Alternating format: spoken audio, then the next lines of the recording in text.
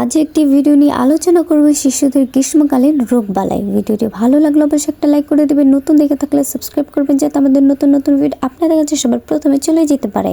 বছরের উষ্ণতম মাস এপ্রিলে শিশুরা সাধারণত ডায়রিয়া সহ নানা ধরনের চর্মরোগ, ভাইরাস, জ্বর, সর্দি, কাশি, নিউমোনিয়া দ্বারা আক্রান্ত হয়। এ সময় হাসপাতালে রোগীর উপচে পড়ে ভিড় থাকে। এখন হাসপাতালে 1000 থেকে 1200 রোগী আসে।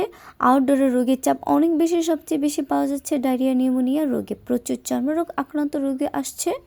শিশুরা এই ধরনের রোগে আক্রান্ত হওয়ার কারণে গরমের সময় ভাইরাসগুলো বেশি জন্মায়। এই সময় খাবারের অল্পতেই পচন ধরে। সেই খাবার যখন কেউ খেয়ে ফেলে তাহলে তার ডায়রিয়া হয়ে যায়। এছাড়া চর্মরোগ ছোঁয়াচে হওয়া ছড়ায় বেশি। গরমের জন্য বাচ্চাদের বাইরে বড় একটি হচ্ছে ভাইরাস। ডায়রিয়া, নিউমোনিয়ার বাইরে বাংলাদেশে এ সময় চিকেন পক্স ও জলবসন্ত, রুবেলা, মাস্ক, স্ক্যাবিস বা খসপাচরা ইত্যাদি রোগ সংখ্যা বেড়ে যাচ্ছে।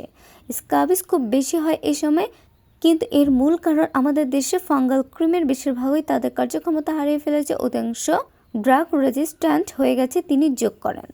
সংক্রমণজনিত ছোঁয়াচে রোগ ছড়ায় শরীর থেকে অতিরিক্ত মাত্রায় ঘাম বেরিয়ে যাওয়া, তীব্র গরমে শিশুরা হিট স্ট্রোকে আক্রান্ত হতে পারে। এছাড়া গরমে অনেক শিশু ঘামাচিও দেখা যায়। শিশু ও নবজাতকরা যাতে এই ধরনের রোগবালায় আক্রান্ত না হয় তাই বাবা মায়েদের কিছু বিষয় এখন থেকে সতর্ক অবলম্বন করার পরামর্শ দেওয়া হলো। আজকের আলোচনা পর্যন্ত। ভালো থাকুক, সুস্থ থাকুক প্রতিটি শিশু, এই কামনা। সবাইকে ধন্যবাদ। আল্লাহ হাফিজ।